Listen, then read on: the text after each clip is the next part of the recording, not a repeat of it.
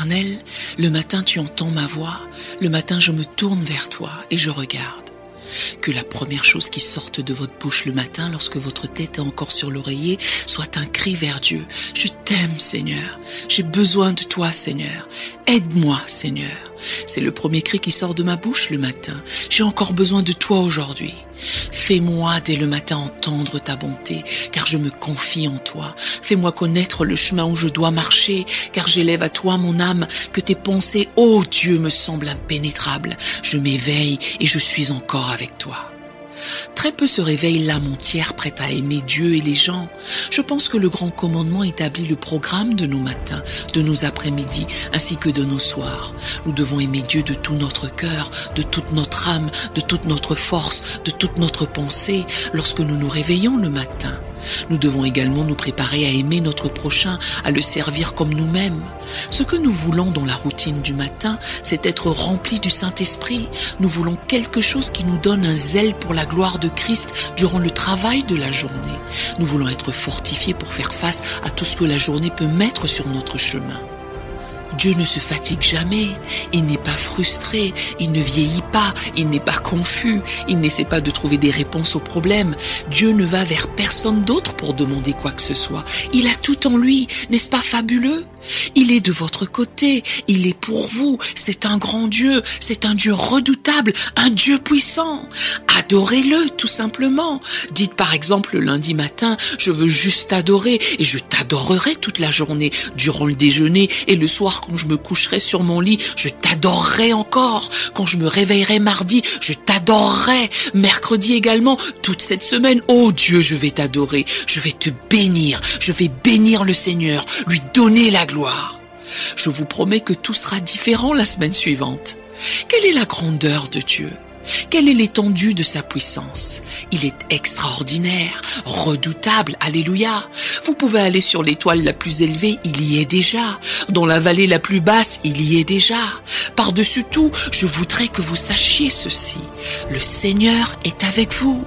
Il y a beaucoup de choses que je ne sais pas. Il y en a une seule dont je suis certain. C'est que le Seigneur est avec moi. Je sais qu'il est de mon côté.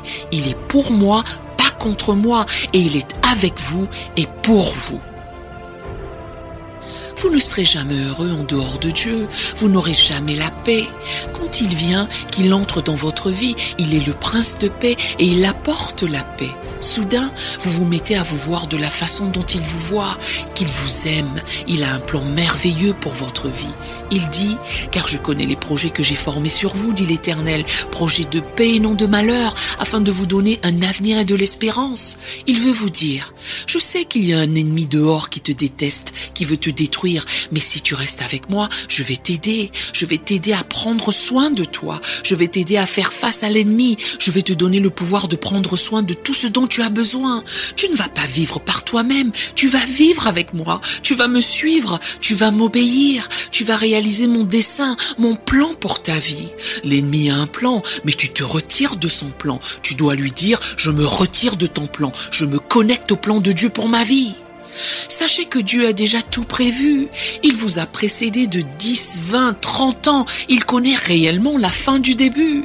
Il vous a devancé pour aplanir les chemins montueux. Il veut que vous lui fassiez confiance pour votre vie. Nous avons des problèmes parce que nous voulons faire les choses à notre façon.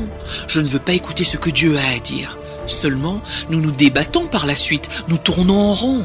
Or, quand nous venons à lui et que nous nous abandonnons, nous devons dire « Ok, j'ai essayé à ma façon, désormais je lâche prise. Prends le contrôle, je vais aller où tu veux que j'aille, je ferai ce que tu veux que je fasse, je dirai ce que tu veux que je dise, je serai ce que tu veux que je sois. Non pas ma volonté, mais que la tienne soit faite. » Et si quelqu'un vous demande un jour « Pour qui te prends-tu » vous direz « Je suis un enfant du roi, j'appartiens à Dieu. » Quand vous vous levez le matin, ne vous concentrez pas sur tous vos défauts.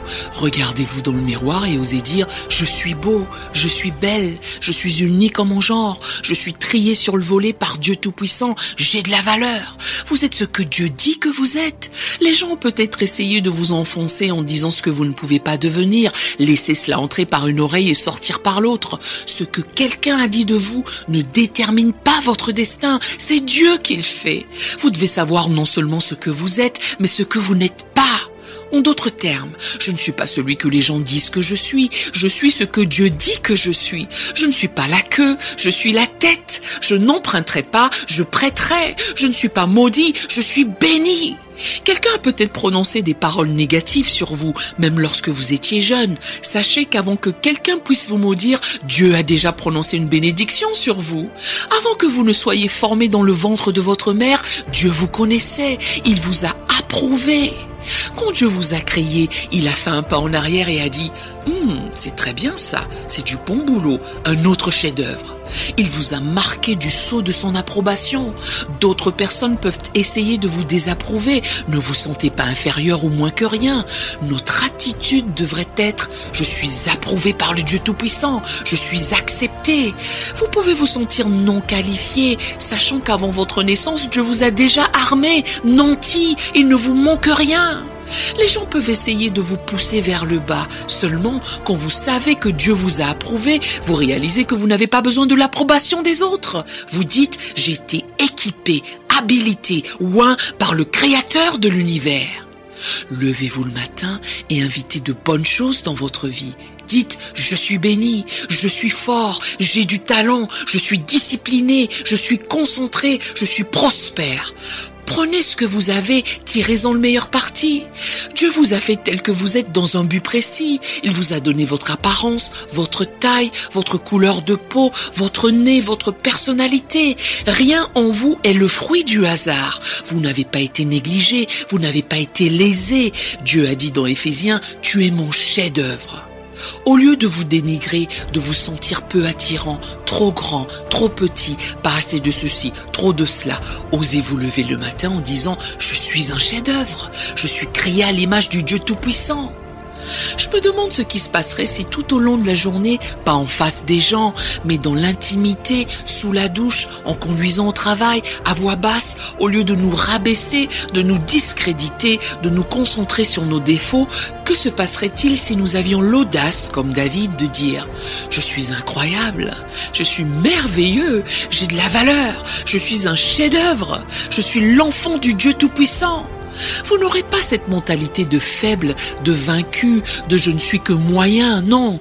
Vous aurez le port d'un roi, d'une reine, pas dans l'orgueil, ni en vous sentant supérieur à quelqu'un d'autre, mais en ayant une confiance tranquille, la certitude que vous avez été trié sur le volet par le Créateur de l'univers et que vous avez quelque chose de prodigieux à offrir à ce monde.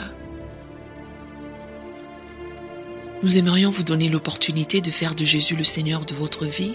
Voulez-vous bien prier avec moi? Dites Seigneur Jésus, je me repens de mes péchés. Viens dans mon cœur. Je fais de toi mon Seigneur et Sauveur. Si vous avez fait cette simple prière, nous croyons que vous êtes né de nouveau. Allez dans une bonne église qui est basée sur la Bible.